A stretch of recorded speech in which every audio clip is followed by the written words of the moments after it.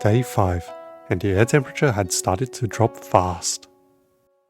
Heavy snow was forecast to roll into the city from the surrounding mountains, but it would still be perfect weather to see some local wildlife. Back on the road again, and the mountains had slowly begun to disappear. As brutal as it was, the sight filled me with nostalgia, reminding me of life in Hokkaido's winter years ago. Snow became more abundant as we approached our destination on the outskirts of the city.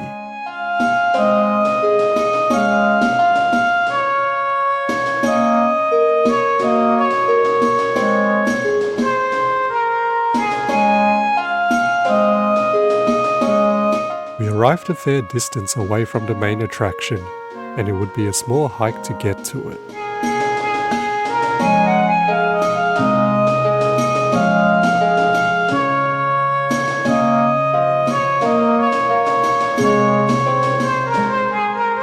Though beautiful, caution must be exercised along this slippery mountainous trail.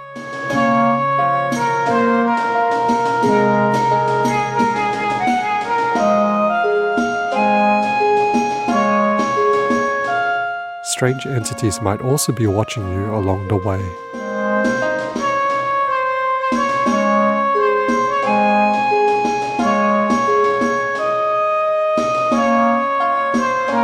More signs were present towards our destination.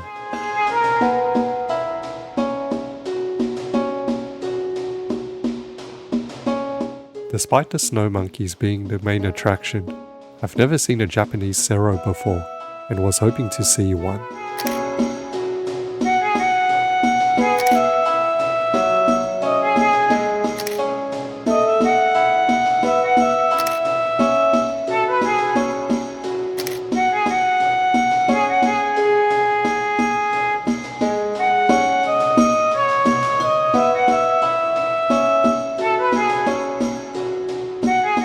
Arriving in the valley, I was soon treated to a scenic landscape.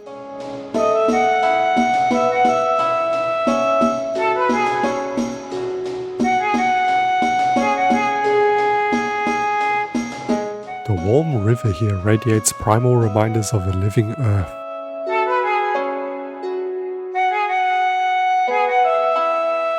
The name of the valley was not so far off from the experience either, and a nearby geyser reinforces it. I didn't have adequate audio recording with me, but the sound of boiling water emitting from it was indeed fearsome.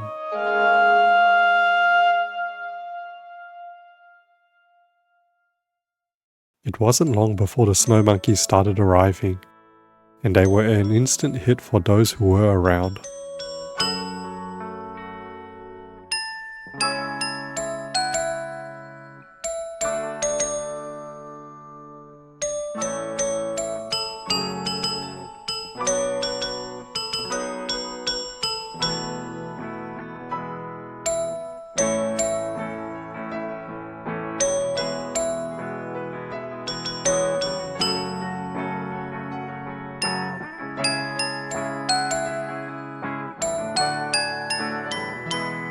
With excitement brewing within, it was time to ascend to the monkey park itself.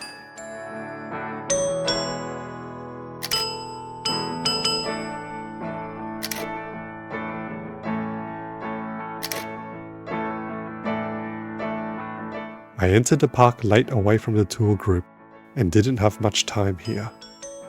Videography is time consuming. However, I was still able to enjoy and observe the family dynamics of the snow monkeys.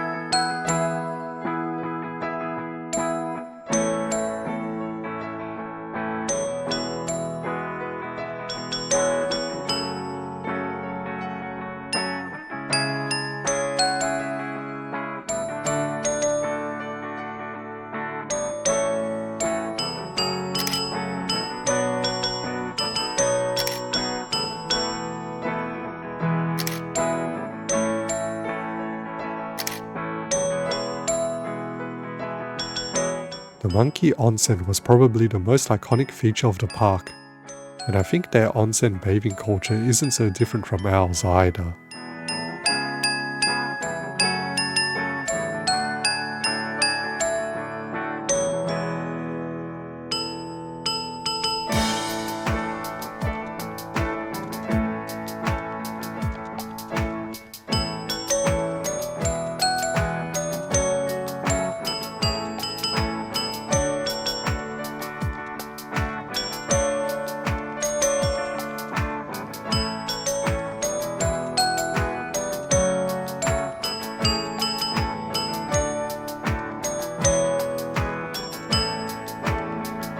Above the monkey onsen while everyone was distracted, I was so lucky to see a Japanese sero appear.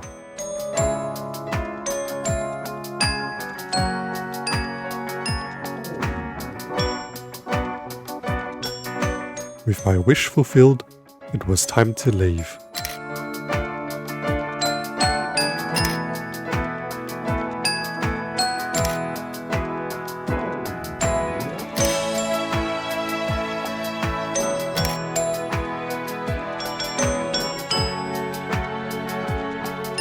Returning to the entrance, the aroma of fresh apple pie was most tantalizing, especially when the queue was long before departing.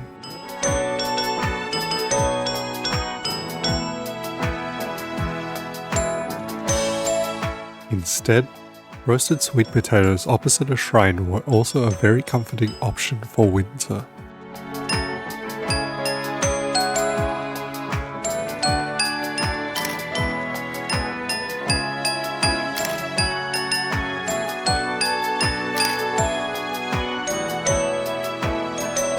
Prior to departing, it looked like the weather was starting to turn. To warm up further, the manju from Kusatsu Onsen were perfect for the occasion.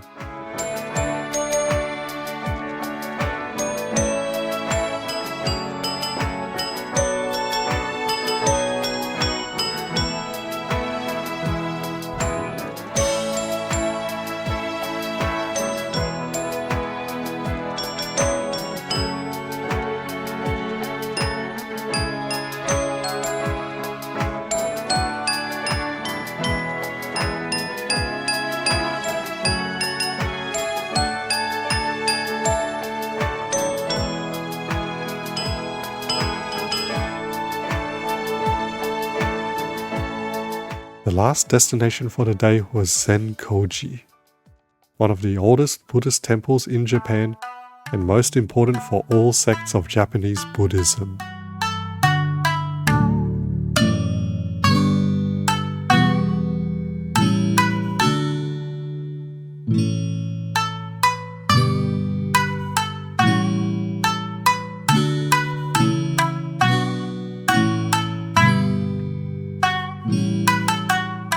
Time spent here was very short, and it appeared that renovations were underway around the temple grounds. Another visit in future would most definitely be nicer.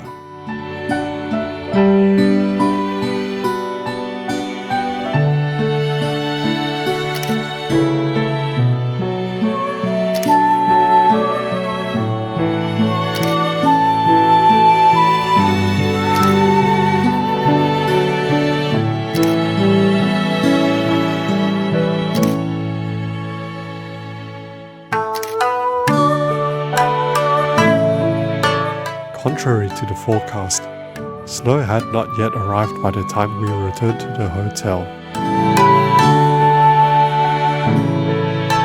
Despite the clear sky and sunshine in the south, a snowstorm was brewing in the north. And as we enjoyed another wholesome supermarket dinner, the snow finally started to fall. Perfect timing to settle in for the night and to organize today's treasures. To finish the evening, some favorite and nostalgic desserts with a brilliant paper spoon. This is origami at its finest. As always, thank you very much for watching, and I'll see you next time. Bye for now.